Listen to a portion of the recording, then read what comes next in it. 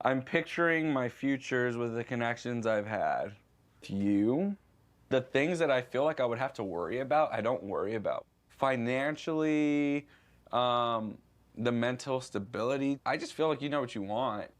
Am I the only one getting Batiste vibes from Izzy, or is anybody else getting Batiste vibes? In the sense that he's just on the show for fame, because he was with Lydia, then he broke up with Lydia and he was left with Stacy and Johnie, and now it seems he was all into Johnie because somebody else was into Johnie, and then when he realized that Johnie has faults, he's now debating whether or not he should stay with her. Oh my God, it's exhausting. Hey there, thanks for stopping by. It's Valerie. Welcome to my channel. If you're new here, don't forget to subscribe, click the like button, turn on the notification bell for when I upload new videos, and definitely leave a comment. In this episode, I'll be reviewing Love is Blind, Season 5, Episode 2.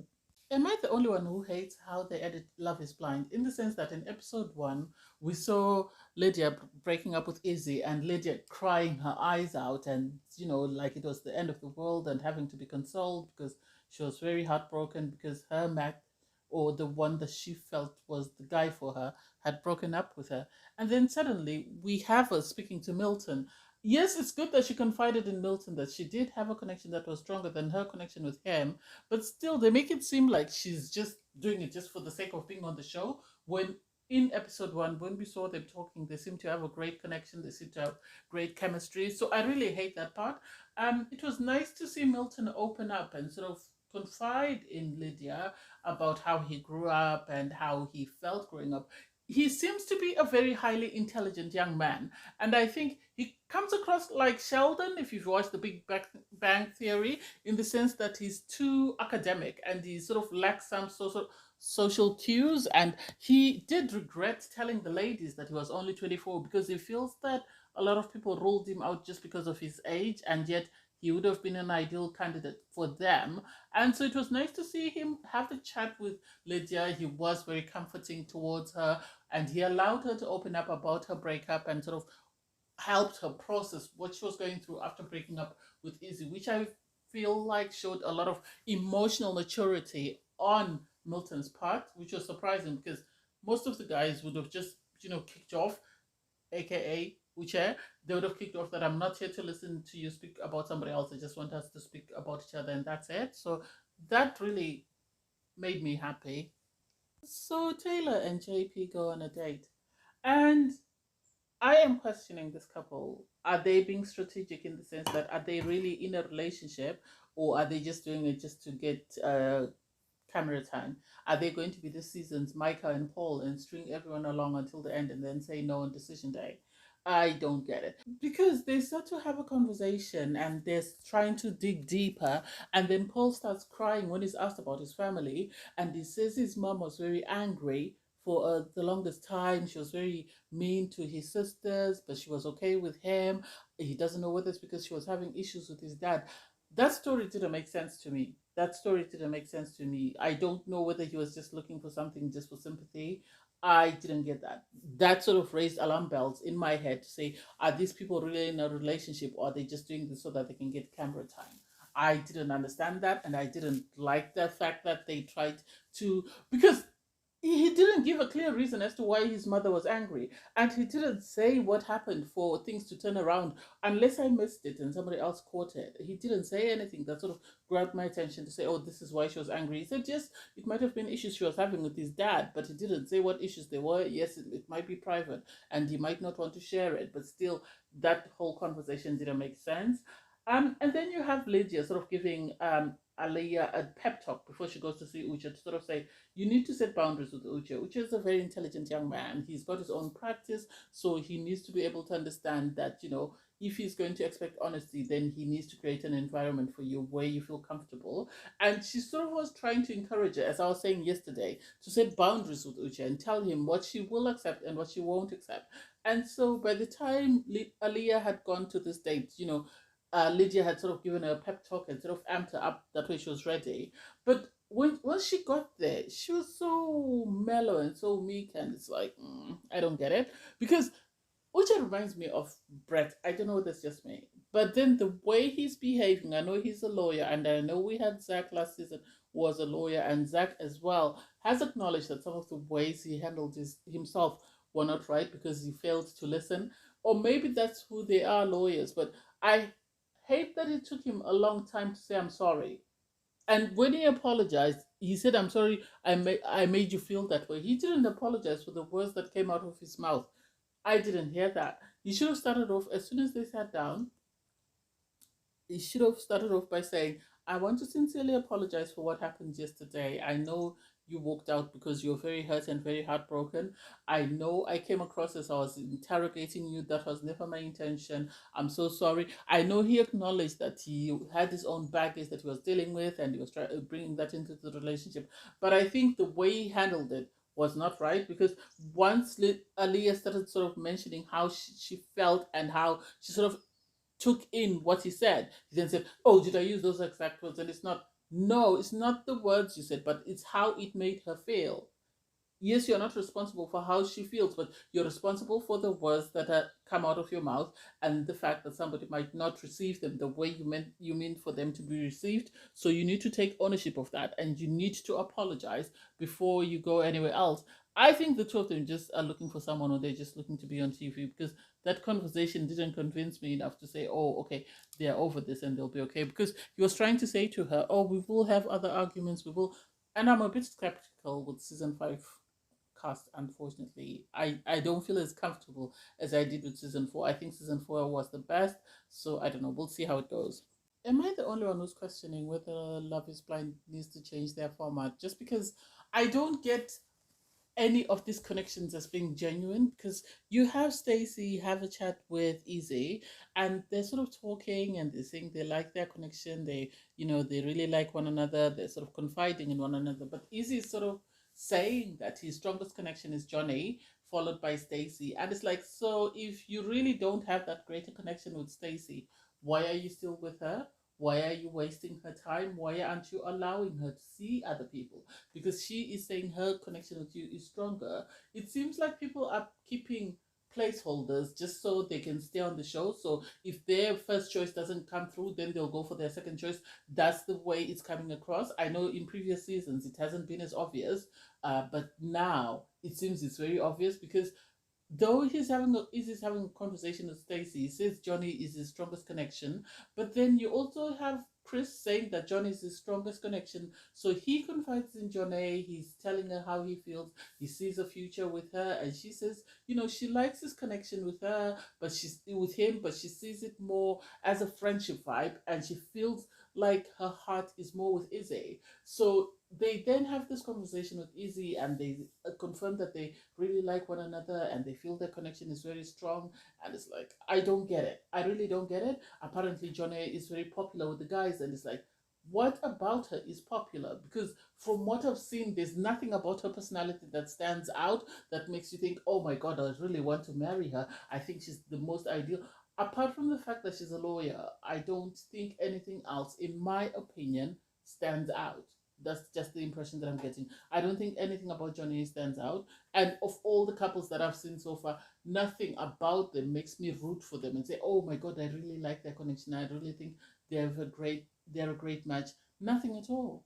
So Taylor and JP are the first to sort of they meet in the pod and JP is all dressed up. He gives his spiel, which I didn't quite get, and then he proposes to Taylor. And for me, it's like, where is the connection?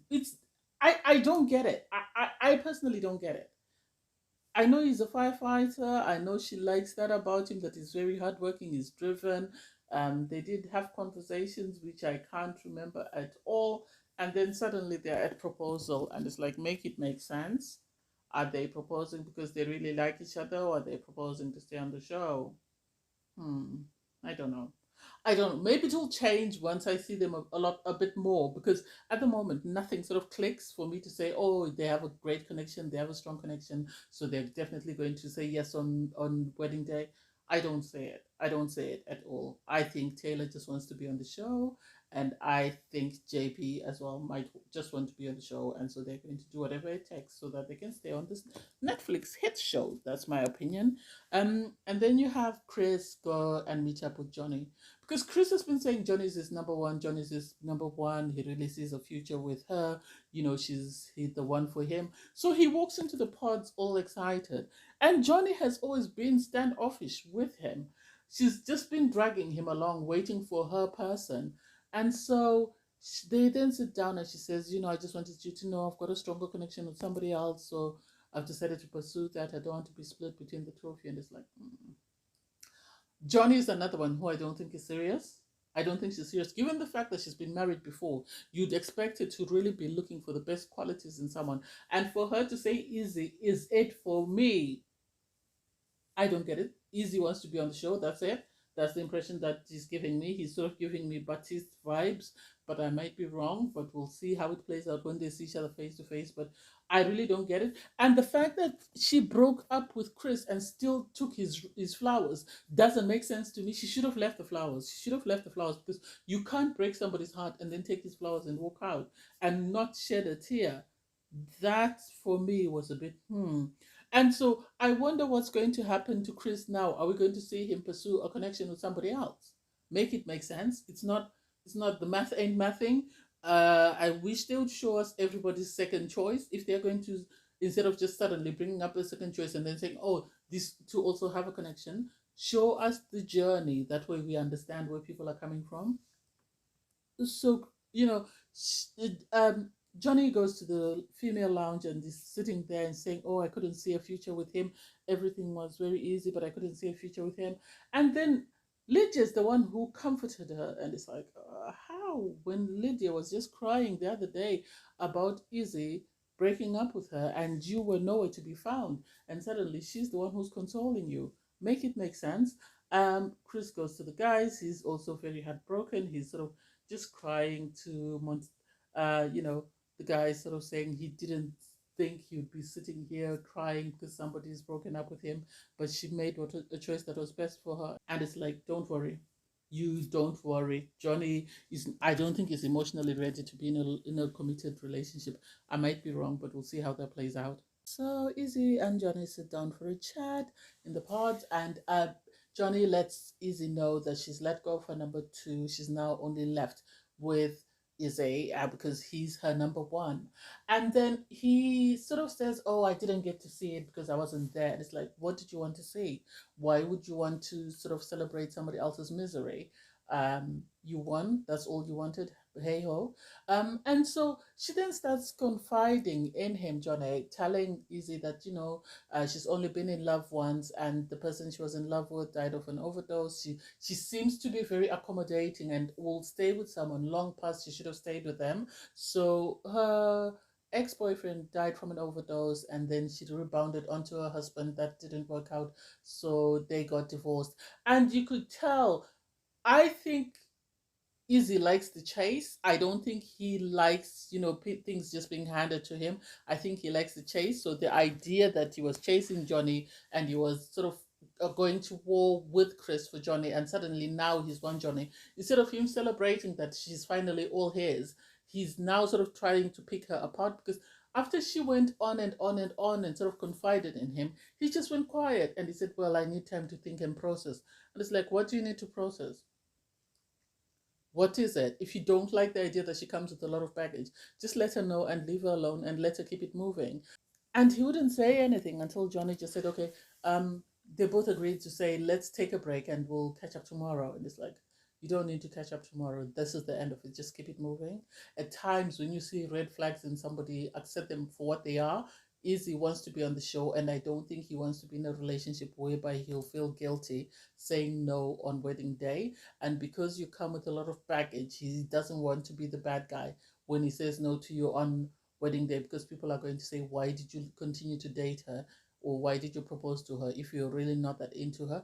I don't think he likes any of the women on the show. I think he likes the idea of being on the show and not really the idea of, the type of women that he's dating. That's my impression.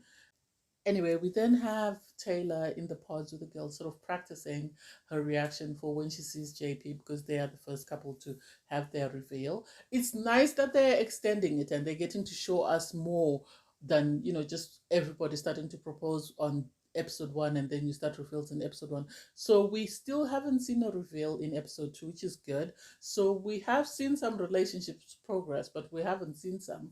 And the ones that we've seen progress, they barely make sense. So I don't know. Whoever did the casting for season 4 needs to come back and cast season 6, because this ain't it. This ain't it. These people are not really ready to get married. They're there to be on TV and not to really, do anything serious. That's the impression that I'm getting. But anyway, we'll get to the first reveal in episode 3 of JP and Taylor, and we'll see how it turns out. Because Taylor was saying she had a dream, and her guy had blonde hair, blue eyes, and that's definitely not JP. So we'll see how she reacts when she sees him, because she was saying she's not really bothered about what someone looks like. And it's like, well, if you're not, then JP is going to be a nice stable guy for you. If you're someone who's very, critical and very materialistic, then he might not be the guy for you. But hey ho, we'll see how it goes. Thanks guys for watching. Please don't forget to like, share, comment, and subscribe. Bye everyone.